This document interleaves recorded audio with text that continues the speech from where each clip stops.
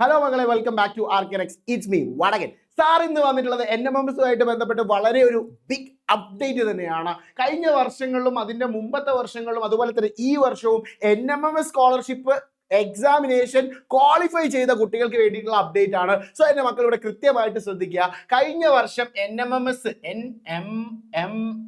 Yes, ഈ ഒരു scholarship exam എഴുതി 8ാം ക്ലാസ്സിൽ നിന്നും ഇപ്പൊ 9ാം ക്ലാസ്സിലേക്ക് എത്തിയ കുട്ടികൾ ഉണ്ടാവും അല്ലെ. അവർ എക്സാം ജയിച്ചിട്ടുണ്ട്, അവർ എക്സാമിന് എന്തായിട്ടുണ്ട്, ക്വാളിഫൈഡ് ആയിട്ടുണ്ട്. അതുപോലെ തന്നെ 9ൽ നിന്നും കഴിഞ്ഞ വർഷം 10ലേക്ക് പോയ കുട്ടികൾ കഴിഞ്ഞ വർഷം സ്കോളർഷിപ്പ് വാങ്ങിയിട്ടുള്ള കുട്ടികളുണ്ട്, കഴിഞ്ഞ വർഷങ്ങളായിട്ട് സ്കോളർഷിപ്പ് വാങ്ങിക്കൊണ്ടിരിക്കുന്ന കുട്ടികളുണ്ട്.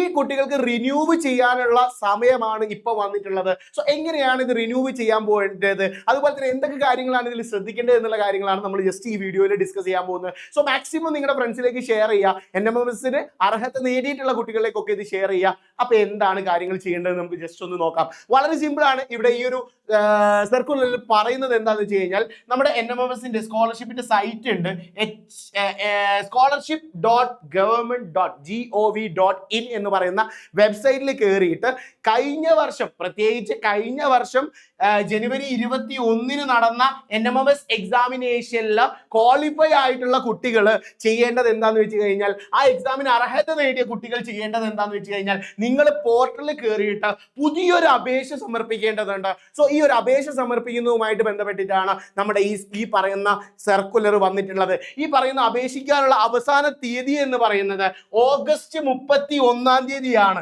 അപ്പം ശ്രദ്ധിക്കുക, ഓഗസ്റ്റ് 31 മുമ്പായിട്ട് നിങ്ങൾ വീണ്ടും അപേക്ഷിച്ചിട്ടില്ലെങ്കിൽ നിങ്ങൾക്ക് ഈ പറയുന്ന സ്കോളർഷിപ്പ് കിട്ടാതെ പോകും.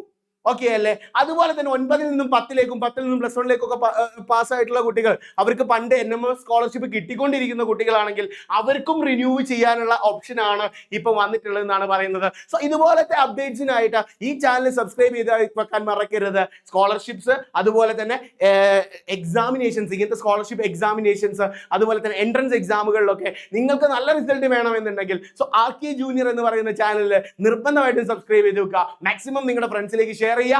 It's me Senin Wadagan signing off from Arkenex. Bye bye, see you later.